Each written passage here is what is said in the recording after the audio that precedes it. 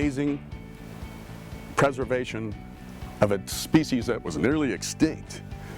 And thank goodness in the last 2 decades, these unprotected species have banded together, and we've been able to provide some shelter, the proper habitat, water, food, sunlight, places for them to stay.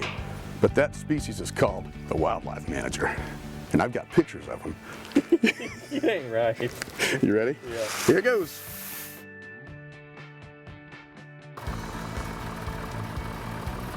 It's the first Saturday in June, and after having traveled all across the Midwest and even down into Mississippi, planting food plots for others, I'm finally back on our home property. So it was about literally 2 weeks ago today, came out and planted this mixture of production soybeans along with forage soybeans, both Roundup ready, in all 3 of our food plots. And I had mentioned at the time, this was a cleanup year. My big field that is usually in clover, it's been a long time since it was planted, so it was time to set it back and start over again. So we burned Roundup down, sprayed all 3 plots, and put them all in Roundup ready soybeans. So we've got to protect these guys from over-browsing. If these beans are clipped off below these leaves at this stage of their growth, that plant is dead.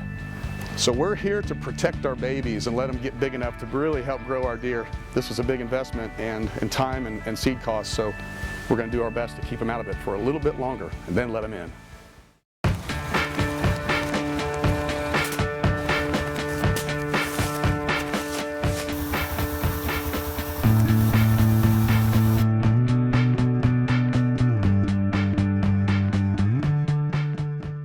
We are going to put an organic fertilizer called Milorganite. It does add some elements to the soil, some nutrients, but the main thing that we're going to utilize and the benefit from is the odor of the Milorganite. A University of Georgia study has shown that it does a really adequate job of repelling deer for at least 2 to 3 weeks if you put it down at the proper density. If these beans are clipped off below these leaves at this stage of their growth, that plant is dead. So we've got to allow them to get up to a point where they've got enough bud growth on them and shooting out new leaves. If a deer does begin to forage on them and nip off a leaf, that's okay after a while. Once they get to a certain size, they can survive that, and actually it encourages new growth on the plant. But until then, this is a very vulnerable, critical stage of their development. Trying to find Jeff Butler. We're going to be working on a few clover plots. So I'm gonna scare the crap out of him with the drone.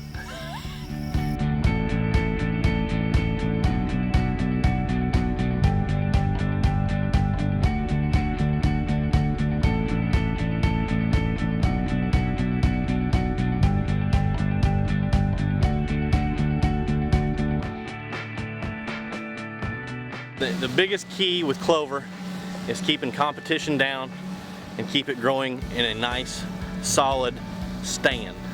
And as you can see in this plot, we've got quite a few weeds coming in.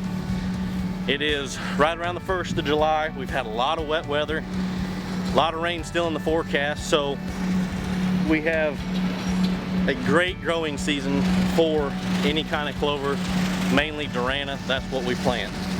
Now if you look in here, most of these weeds are mare's tail and ragweed. A little bit of grass mixed in, but nothing real bad. The thing about the ragweed and the mare's tail, you can clip the top of it off and it's slower to grow back. But what we're gonna do, just to go ahead and take care of all this stuff, we're gonna mow it today. We've got rain in the forecast. The clover's gonna jump back, hopefully before everything else will. We know that we're probably gonna have some weeds that are gonna come back in. So we're gonna come in with an application of Raptor and Pursuit. What that's going to do is that's going to take care of every weed out here and leave the clover alone. That's what we want. We want a solid stand of clover year round. Right now we're providing a lot of nutrition. It's all about managing for what you want. And in this certain particular situation, Jeff isn't in the business to growing weeds. He's in the business of growing clover and putting big deer on the plot in front of people so they can shoot them. So that's what we're going to do. It's all in how you want to manage it.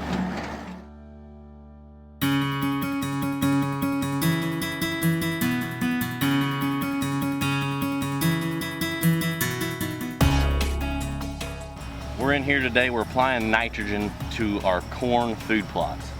Now this is something that you can do before you plant, but this is another option that not a lot of people know about. This corn, we planted this basically the 1st of June, and now it is almost waist high. We have applied 0 nitrogen to this corn, and if there's anything you need to know about corn, it absolutely loves nitrogen. We've got a tractor set on 30-inch rows, and we are side dressing this corn with anhydrous ammonia.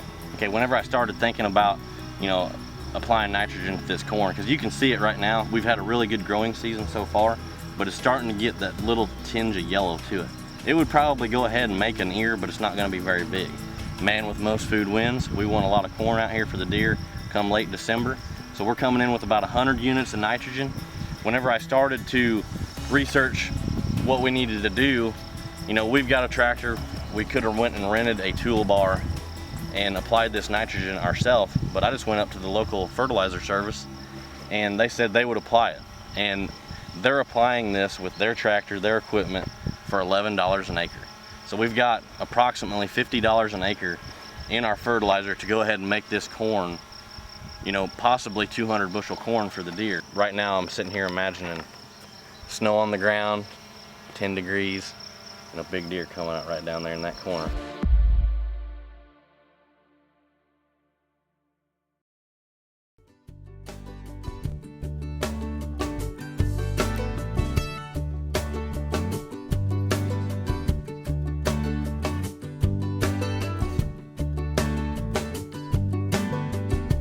There's a place I go, tucked back in the pines, where a green field grows, my own little paradise.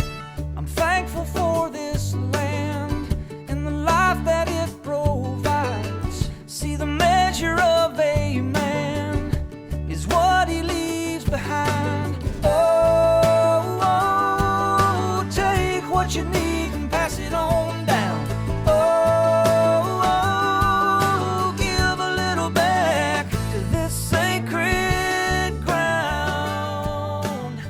Sometimes you just got to get on old Chucky.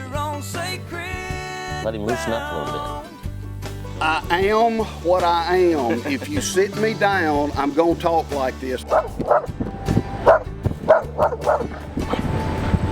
trails, in pine plantations, nothing can be better. That'd have been good if he hadn't have just bulldozed the camera.